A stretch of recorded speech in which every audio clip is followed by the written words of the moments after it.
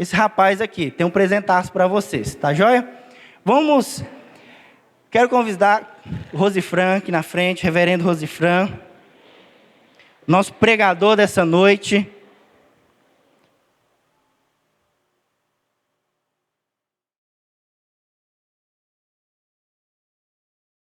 Eu vou deixar ele se apresentar um pouco melhor, mas Rosifran e sua esposa Alícia, que está ali na frente, fica de pé aí para a igreja te ver.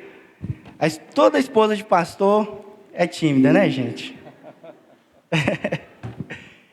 Gente, ele é missionário, tá joia? Missionário, deixa eu pegar minha colinha aqui. Missionário da 8ª Igreja Presbiteriana, tem parceria com a Missão Amém, e também atua junto com a MTB, que é outra missão também de missões transculturais. Ele prepara agências e missionários e filhos de missionários para o campo. Então ele vai falar um pouquinho mais sobre isso, mas antes que ele fale, antes que ele comece a pregar, vamos orar por ele? Estende sua mão para cá, peça a Deus para falar o seu coração, aquilo que Deus já colocou no coração do nosso irmão. Vamos orar, queridos. Pai, nós temos 2 pregadores nessa noite, Rosifran e Teu Espírito Santo. Que Teu Espírito, através do Teu servo, fale e pregue no nosso coração. Que nós possamos sair daqui dessa noite entendidos da Sua palavra, da Sua vontade e decididos a viver ela para a glória do Senhor. Usa o Teu servo para a glória do Senhor aqui nessa igreja, mas para a edificação também do Teu povo. É no nome de Jesus que nós oramos. Amém. Amém. Deus abençoe, viu, querido? Amém. Amém. Saúde a igreja na graça e na paz do Senhor Jesus. Amém? Então, eu e a minha esposa, Alícia, nós temos 3 filhos e 5 netos, e temos trabalhado já na área de missões por muitos anos, algumas décadas, e hoje nós trabalhamos com o cuidado do missionário e da família missionária. O nosso ministério hoje concentra-se mais na área do cuidado, através da nossa missão, mas também através da Associação de Missões no Brasil, e assim a gente serve a várias agências e também as igrejas enviadoras. Esse tem sido o nosso ministério nos últimos anos. Depois, se você quiser saber mais alguma coisa, pode nos procurar depois ou até mesmo através do pastor Felipe. Irmãos, é um privilégio estar aqui com os irmãos nessa noite, especialmente essa noite tão especial, né? Foi muito bom ver essas crianças alegres, cantando, louvando ao Senhor e saber que o Senhor tem, de alguma maneira, alcançado as suas vidas através da igreja, né? A mobilização que a igreja tem feito, que o Senhor tem feito através da igreja para servir a essas crianças. E a gente fica com o coração muito alegre mesmo diante do Senhor.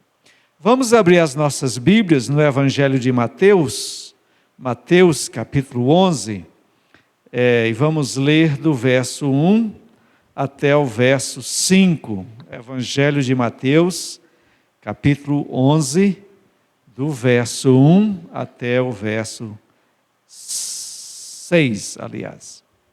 Faz o seguinte: ora, tendo Jesus acabado de dar essas instruções a seus 12 discípulos, partiu dali a ensinar e a pregar na cidade deles. Quando João Batista, ouviu no cárcere falar das obras de Cristo, mandou por seus discípulos perguntar-lhe: és tu aquele que estava por vir, ou havemos de esperar outro? Jesus, respondendo, disse-lhe: ide e anunciai a João o que estáis ouvindo e vendo. Os cegos veem, os coxos andam, os leprosos são purificados, os surdos ouvem, os mortos são ressuscitados, e aos pobres está sendo pregado o Evangelho. Bem-aventurado aquele que não se escandaliza por minha causa. Irmãos, como o texto fala, Jesus está aí numa mudança significativa do seu ministério. Ele vinha preparando os seus discípulos, os apóstolos. Ele dá uma série de palestras, treinamento bem intensivos, envia-o para o ministério e diz o texto que Jesus então saiu nas cidades, nas vilas, ministrando, pregando, ensinando. E um fato interessante acontece. João Batista, que tinha sido preso, já estava na prisão, ouviu acerca do que Jesus estava realizando, e ele manda um grupo de discípulos dele até Jesus com uma pergunta bem interessante, acerca da identidade. Quem é Jesus? É interessante, se você acompanhar um pouquinho a história, nós vamos perceber que João estava passando por uma situação difícil. Ele tinha sido preso, estava próximo de ser executado, e ele então expressa uma certa dúvida acerca de Jesus.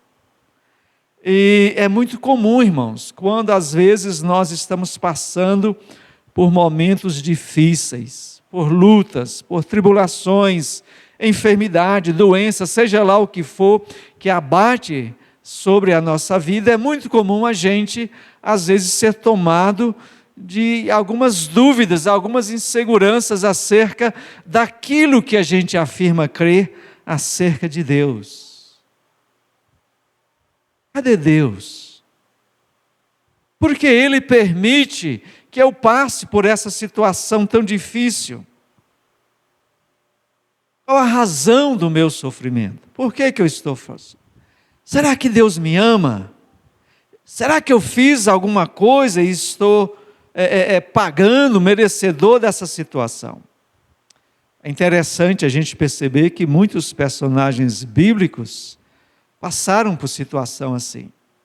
Jó, que é talvez o mais conhecido, ganhou a medalha de ouro pelo sofrimento que ele passou na vida dele. Quem conhece a Bíblia, conhece um pouquinho, sabe do sofrimento, tamanho do sofrimento de Jó. Jeremias, conhecido como o profeta chorão, também viveu situações de perseguição, de dificuldades, de prisão por causa daquilo que ele estava fazendo a favor do Senhor. Alguns autores dos Salmos, eles expressaram nos Salmos muita dor, muita ansiedade e dúvida. E é interessante, se você ler, por exemplo, o Salmo 39 e 88, você vai ver que naqueles salmos eles expressam a dor do coração deles diante de Deus, e termina o salmo assim, com uma pergunta: Senhor, cadê o Senhor? Por que nada muda na situação, no quadro que eu estou vivendo nesse momento? São dois salmos bastante intensos, carregados de dor e de sofrimento, que mostra Deus conhece o nosso coração. E Deus sabe como nós reagimos diante de dor e sofrimento, quando a situação fica difícil. Ele nos entende. É tanto que Ele colocou essas histórias na palavra dEle. Ele colocou esses salmos, se você for ler esses dois salmos, porque Deus coloca essa oração de dor, e até mesmo assim, debatendo-se com Deus diante da dor, porque Ele entende como é o nosso coração, e Ele deseja nos conduzir por caminhos que nos leva ao perdão, à terra da graça do Senhor. O que a gente pode aprender dessa pergunta, dessa situação de João? E a pergunta que ele faz é a resposta que Jesus dá. Nós vamos aprender algumas lições interessantes acerca de quem é Jesus, Quem é? Porque a pergunta de João, ele vai estar trabalhando justamente isso. Quem é o Senhor? É o Senhor mesmo, ou nós vamos ter que esperar outra? Então, algumas questões interessantes a gente percebe no texto. A primeira coisa que a gente vê é a expectativa equivocada de João acerca do Messias.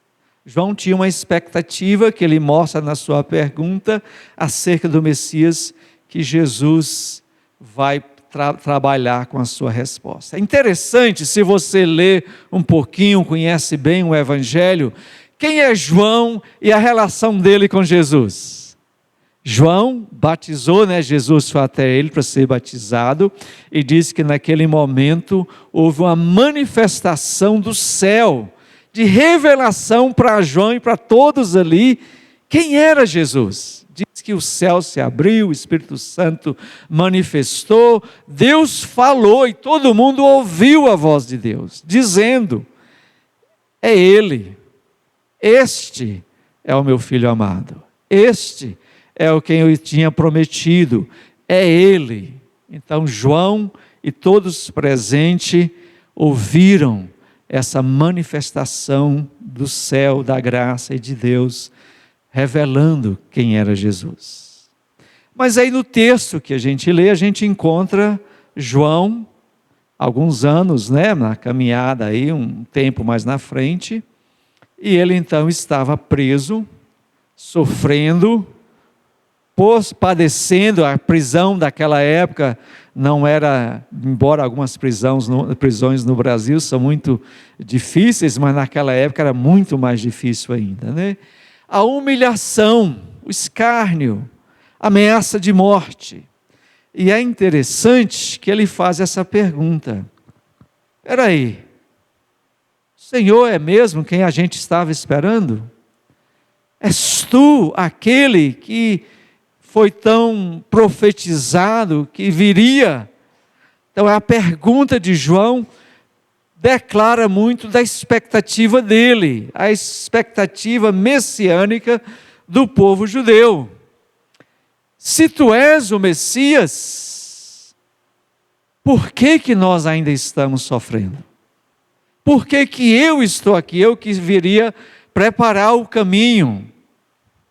Se tu és o Messias, aquele que a gente estava esperando, por que o Senhor não age destruindo o inimigo, o opressor que causa tanta sofrimento, humilhação, exploração e miséria entre o teu povo? És tu mesmo?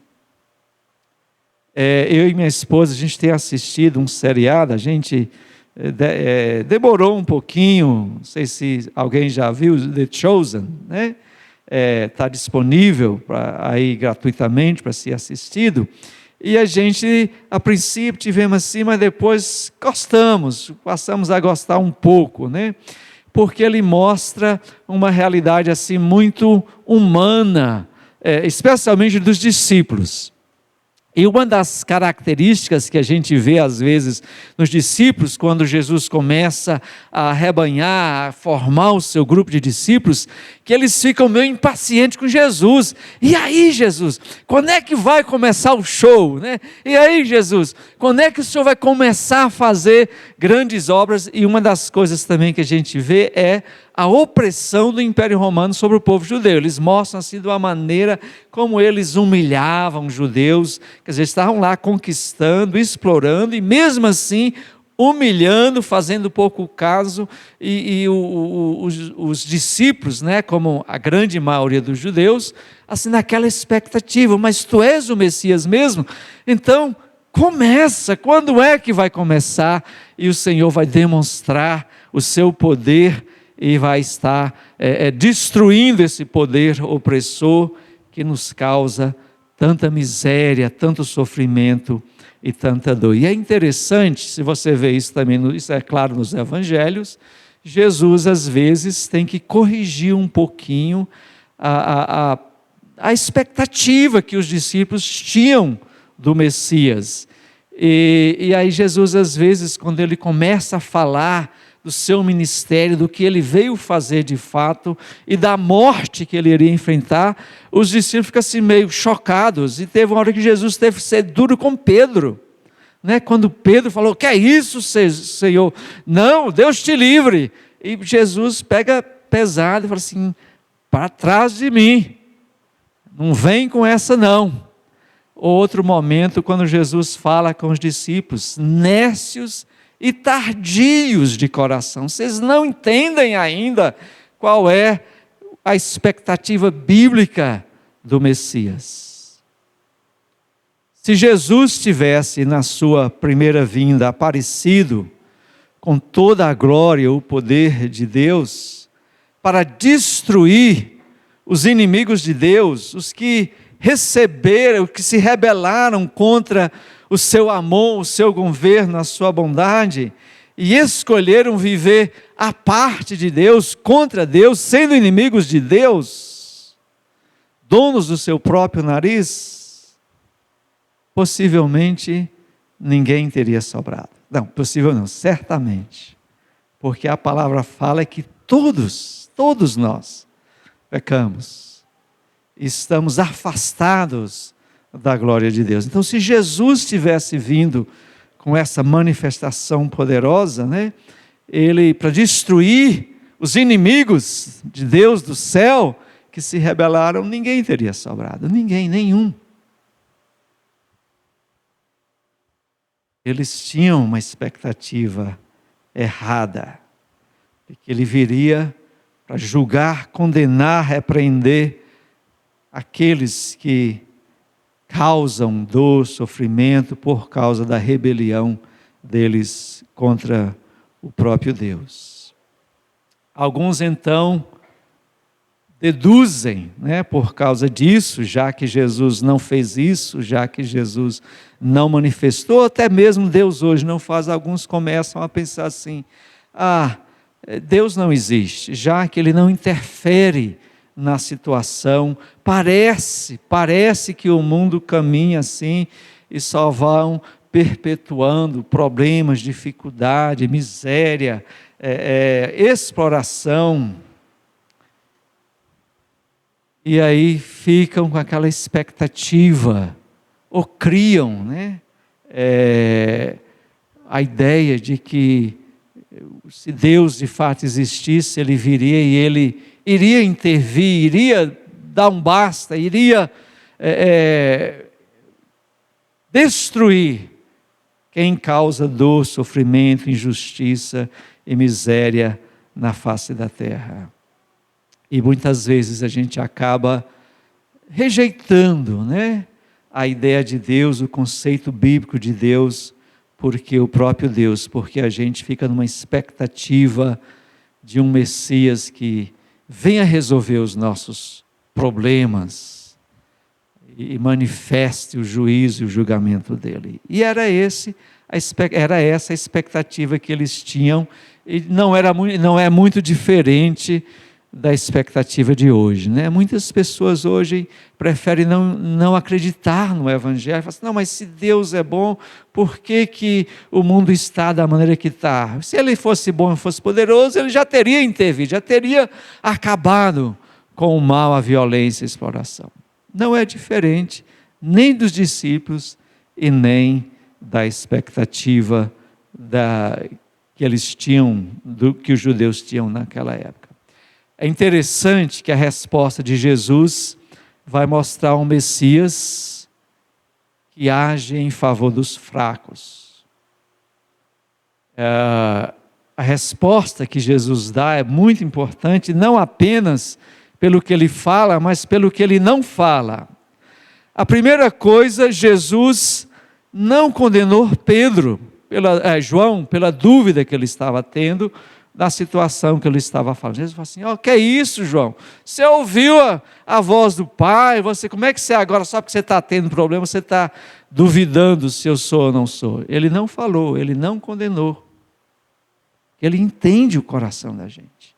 Que quando às vezes nós estamos com um coração muito doloroso, muito sofrido, é natural, muitas vezes, a gente não compreender porque estamos vivendo e às vezes duvidar da bondade, da graça, do amor de Deus. Jesus não condena João, ele não condena.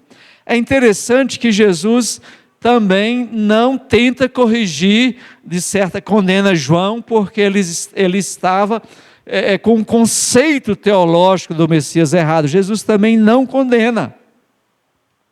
Ele não vai, falar, mas Jesus vai apelar para as Escrituras, que João certamente conhecia muito bem. Quem sabe, que levar João a refletir sobre as amadas Escrituras que ele conhecia tão bem, para tentar corrigir essa expectativa. Possivelmente apontando lá para Isaías 61, que o próprio Jesus depois vai aplicar para ele. Ele fala assim: o Espírito do Senhor está sobre mim, pelo que me ungiu para evangelizar os pobres, enviou-me para proclamar libertação aos cativos e restauração da vista aos cegos, para pôr em liberdade os oprimidos e apregoar o ano aceitável do Senhor. Jesus leu esse texto de Isaías e falou: olha, esse aqui é o Messias, sou eu. E foi para isso aqui que eu vim. Eu fui enviado pelo Pai. E é interessante porque Jesus não condena João pela dúvida, incerteza do seu coração, não condena por uma definição teológica equivocada, mas Jesus apela para a Escritura falando assim: olha, volta para ele e fala o que você está ouvindo e vendo. Os cegos veem, os coxos andam, os leprosos são purificados, os surdos ouvem, os mortos são ressuscitados, e aos pobres está sendo pregado o Evangelho. Jesus foi muito taxativo quando ele fala acerca da sua missão, que ele veio realizar na face da terra. Ele fala que ele veio buscar a ovelha perdida, o filho desviado, veio curar os enfermos, veio buscar os pecadores, os excluídos, aqueles que se sentem fora dos círculos da influência e do poder. Nas bem-aventuranças, Jesus fala que o reino é para aqueles que têm o espírito quebrantado, os humildes, os que choram, os que têm fome de retidão, os que são perseguidos injustamente.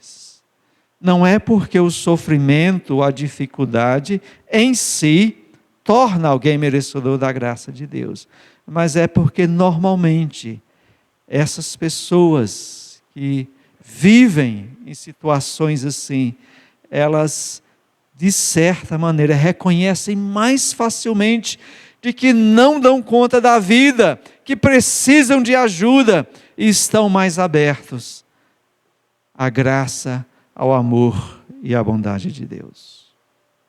Os bem-sucedidos e poderosos têm uma tendência de não se acharem tão necessitados. Não, eu dou conta. Não, eu resolvo. Não, eu sei fazer tudo bem. Eu sei administrar a minha vida. Eu não preciso da ajuda de Deus. E é por isso que Jesus fala: é mais fácil um camelo passar no fundo da agulha do que um rico, um poderoso, alguém que está no comando das coisas, entrar no reino de Deus.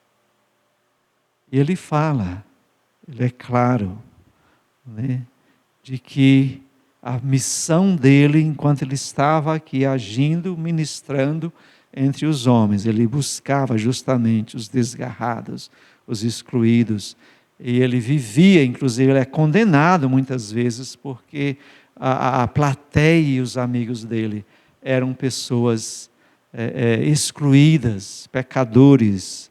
Ele fala: são os doentes que eu vim para cuidar. Talvez, irmãos, hoje o grupo mais difícil de aceitar a graça, a oferta da graça de Deus, são as pessoas que detêm, por exemplo, o poder intelectual nas nossas sociedades. E eles descartam Deus, descartam o Evangelho facilmente. E eles acham que não precisam, que dão conta, que não há necessidade da graça, do amor de Deus. Mas aqueles que sabem que o prato da balança, um dia deles não vai ter nada em seu favor, às vezes eles são mais abertos para ouvir, para aceitar, para dar as boas-vindas ao Evangelho e à graça de Deus. Então Jesus mostra que o seu ministério visava justamente ministrar a essa plateia. Agora é interessante na resposta de Jesus que ele vai falar o seguinte, que a fraqueza, a aparente fraqueza do Messias revela o verdadeiro poder de Deus. Parece uma contradição, como é que uma fraqueza revela poder? E é interessante porque essa afirmação de Jesus, da cruz, do ministério aos pobres, de um Deus que não manifesta poder magníficos, mas vai estar agindo por graça e amor e vai entregar a sua vida por amor, ele entende que isso é uma coisa que vai chocar, é uma ideia que vai chocar os seres humanos, tanto a intelectualidade grega quanto a teologia judaica.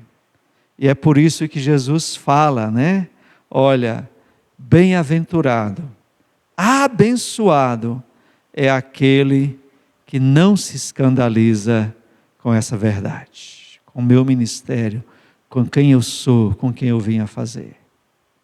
Às vezes na sua tradução fala achar pedra de tropeço, é uma expressão que eu posso falar ofender, depende muitas vezes da tradução, mas o verbo é escandalizo, que vem a palavra escandalizar do português, mas é o verbo que depois Paulo vai usar lá em 1 Coríntios, capítulo 1, ele fala, nós pregamos a Cristo crucificado. Loucura para os judeus, escândalo para os judeus. A palavra é a mesma, e que Jesus falou, bem-aventurado o judeu que não se escandaliza comigo. Que não sou uma pedra de tropeço no conceito teológico, que não vai me desprezar por causa disto.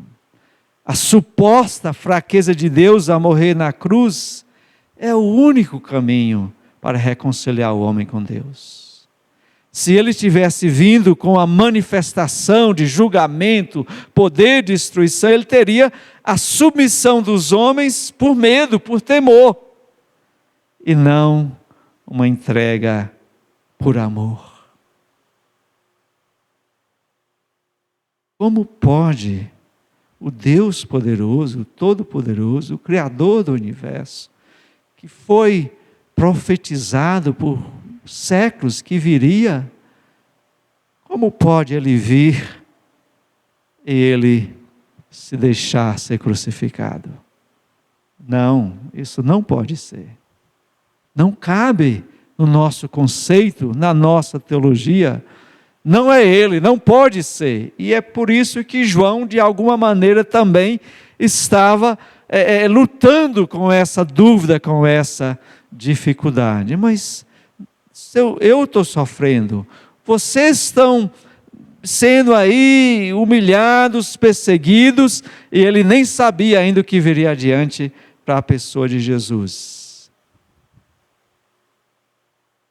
Não cabia dentro do conceito da expectativa deles. Como pode ser um Deus tão poderoso e se manifestar assim, em fraquezas, sendo crucificado? Mas, irmãos, essa aparente fraqueza é de fato o verdadeiro poder. Porque é assim que Deus nos atrai por amor. É assim que Deus revela a sua verdadeira natureza, de que Ele abomina o pecado, abomina a nossa rebelião, mas Ele nos ama tanto que está disposto a sofrer em nosso lugar e a pagar a dívida que nós contraímos diante dEle. Nós conhecemos a manifestação plena desse Deus Todo-Poderoso, mas conhecemos a graça e a manifestação plena do seu caráter, de quem Ele é, a demonstrar quão grande é o seu amor por nós.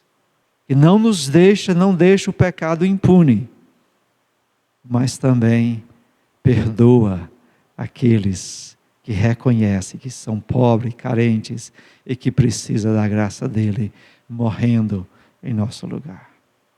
E se Ele é um Deus que nos ama até esse ponto, claro que eu posso confiar que Ele vai estar comigo no meio da minha dor, do meu sofrimento e do que eu estou vivenciando hoje.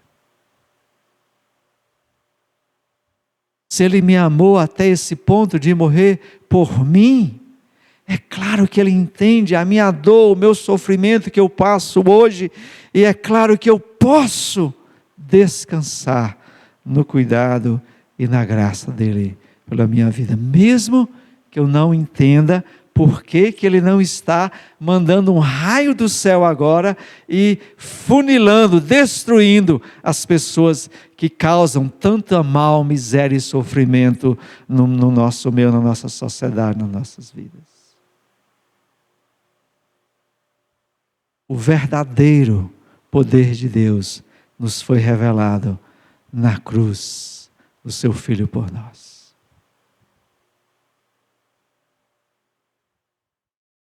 E é claro que Ele continua nos amando, Ele continua andando conosco, e Ele sofre com o nosso sofrimento. Um dia Ele virá, segunda vez, e aí sim nós vamos ver a manifestação de todo o poder, destruindo os males e tudo tal. Mas enquanto Ele não vier, nós temos que ter a convicção de que podemos confiar nesse Deus. Ele já provou o seu amor por nós. Quanto Ele nos ama, quanto Ele se preocupa e quanto Ele está disposto a sofrer conosco. É claro que nós, como povo dEle, temos que dar continuidade à obra que Ele veio fazer aqui na face da terra. Ele veio justamente ministrar aos pobres, aos cegos, aos aleijados, aqueles que estavam sofrendo por causa da realidade do pecado na face da terra. E é claro, é tão bom ver a igreja envolvida nesse projeto, em outros projetos, onde busca as pessoas que estão passando por situações difíceis, de sofrimento, mas que nós somos hoje o corpo de Cristo na face da terra, dependendo do poder e da graça dEle, para dar continuidade à sua missão aqui nesta terra hoje. Indo onde há a necessidade, estendendo a graça e o amor, sofrendo com os que sofrem, estendendo a mão àquele que padece e falando: há um Deus que se importa, há um Deus que te ama.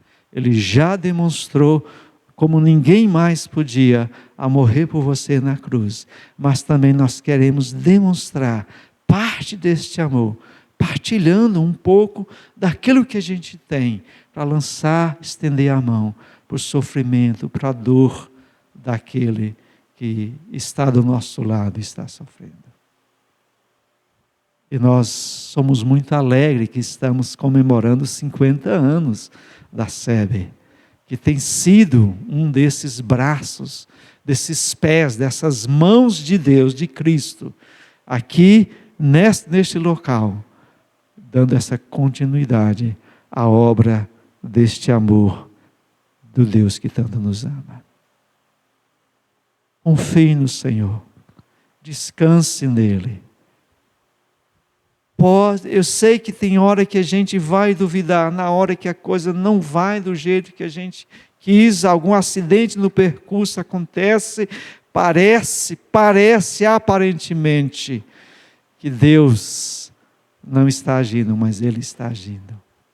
E somente um dia nós vamos entender completamente mas nós podemos confiar e descansar neste Deus, porque Ele já provou na cruz o seu amor por nós. Vamos orar? Senhor, obrigado, ó Pai, muito obrigado, Senhor, porque o Senhor já se revelou. Nós conhecemos de fato o Teu amor, não só de falar, de estar na palavra, mas em carne e osso, de fato e de verdade. Como na época de João, e o próprio João, que viu tão de perto, muitas vezes o nosso coração fica duvidoso. Mas o Senhor entende, o Senhor nos ama, e o Senhor aponta adiante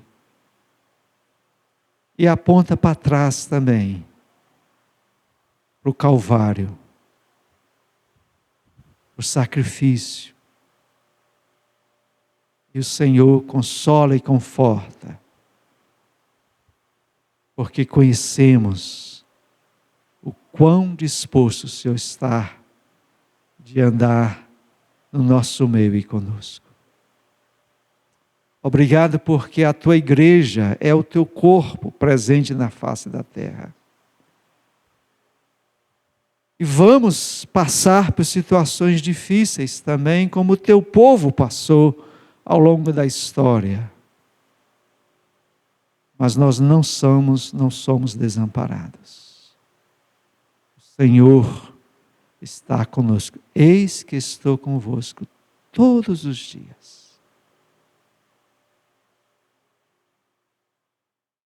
Podemos descansar, buscar, orar e principalmente nos dispor a sermos os Teus pés, as Tuas mãos, para ministrar ao mundo tão dolorido, tão cansado e atribulado, violência, enfermidade, droga, vícios. Mas nós contamos com a presença do Teu Espírito no nosso meio, Jesus. Não estamos só, o Senhor está conosco. Muito obrigado pelo que tem sido feito até aqui. E nós olhamos adiante, na certeza de que o mesmo poder, o mesmo amor, a mesma presença há de continuar. Precisamos apenas dizer: eis-me aqui, Senhor. Usa-nos, envia-nos como o Teu corpo na face da terra, Senhor, a Tua presença. Muito obrigado por essa certeza e essa confiança que temos em Ti. Em Teu nome oramos. Amém, Senhor.